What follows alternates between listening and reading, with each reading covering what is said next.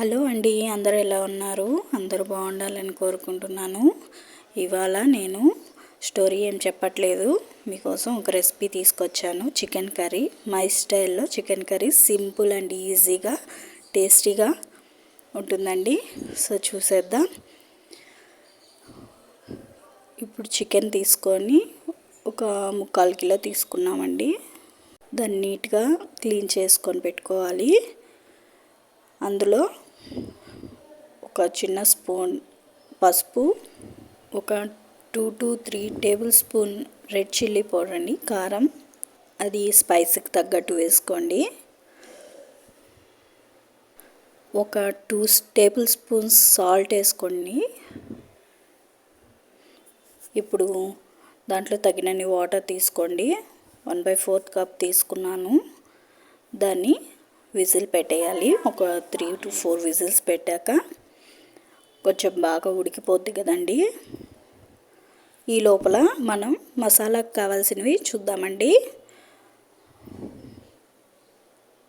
అందులో ఫస్ట్ వచ్చి 1 ఇంచ్ అల్లం, నెక్స్ట్ ఒక 6-7 వెల్లుల్లి రెబ్బలు, నెక్స్ట్ ఒక 4-5 మొగ్గలు, తర్వాత ఒక చిన్నది దాల్చిన చెక్క, ఒక ఎర్రగడ్డ, ఒక టమాటా అండి, పెద్ద టమాటా. నెక్స్ట్ వచ్చి 1 స్పూన్ ధనియాల పొడి తీసుకొని వీటిని మిక్సీ పట్టేసుకుందాము, మెత్తటి పేస్ట్ లాగా. చూసారా, పేస్ట్ అయితే రెడీ అయిపోయిందండి. ఆ పేస్ట్ని మనం పక్కన పెట్టుకొని ఫస్ట్ మళ్ళీ స్టవ్ ఆన్ చేసుకొని ఒక కడాయి పెట్టుకొని అందులో ఒక 2 టేబుల్ స్పూన్స్ ఆయిల్ వేసుకొని, ఆయిల్ బాగా హీట్ అయ్యాక అందులో ఒక ఆనియన్ అండి, సన్నగా కట్ చేసుకొని వేసుకొని బాగా వేయించాలి. కొంచెం రెడ్ కలర్లోకి వచ్చిన తర్వాత ఆనియన్ మనం ముందుగా రెడీ చేసి పెట్టుకున్నాం కదండి, అన్నీ వేసి పేస్ట్ అది యాడ్ చేసేయాలండి. దాంట్లో వేసేసి బాగా కలపాలి.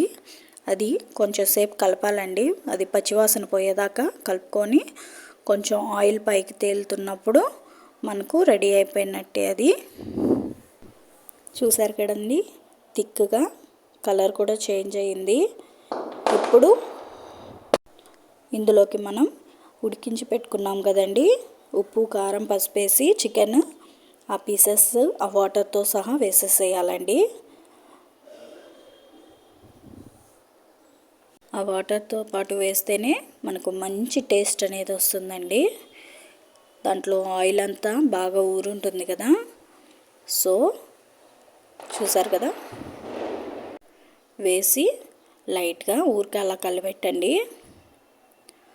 ఎక్కువగా మనం తిప్పడం వల్ల అది ముక్క ఆల్రెడీ మనం ఉడకబెట్టుకున్నాం కాబట్టి మళ్ళీ ముక్క తునిగిపోయే ఛాన్సెస్ ఉన్నాయి. సో పైనే అలా తిప్పేసి కాసేపు బాగా ఉడకబెట్టాలి, మీడియం ఫ్లేమ్లోనే. చూసారు కదా, వాటర్గా ఎలాగా ఉంటుందో. కొంచెం చిక్కబడుతుంది అన్నప్పుడు తరిగిన కొత్తిమీర వేసేసుకోవడమేనండి. మనకు గ్రేవీని బట్టి మనము ఆఫ్ చేసుకోవడమే అండి. కొంచెం చిక్కబడిన తర్వాత ఇలా వాటర్ కొంచెం ఆయిల్ పైకి తేలుతుందండి. వాటర్ అంతా కొంచెం ఇనికిపోయి, చూసారు కదా, చిక్కబడిపోయింది. ఆయిల్ కూడా పైకి తేలుతుంది.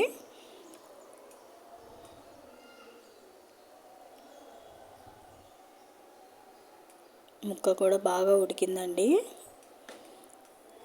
ఇంకా స్టవ్ ఆపేసుకోవచ్చు.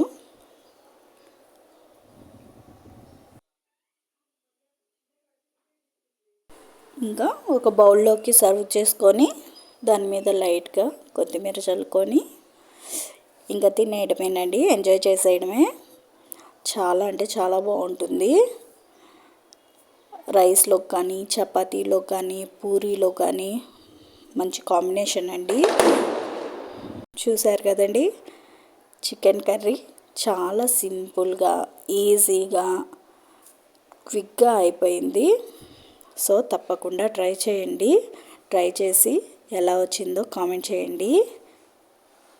ఈ వీడియో కనుక మీకు నచ్చినట్లయితే, నా రెసిపీ కనుక మీకు నచ్చినట్లయితే ప్లీజ్ షేర్ చేయండి, లైక్ చేయండి, కామెంట్ చేయండి, సబ్స్క్రైబ్ చేసుకోవడం మాత్రం మర్చిపోకండి please. Thank you so much for watching. Take care. Bye.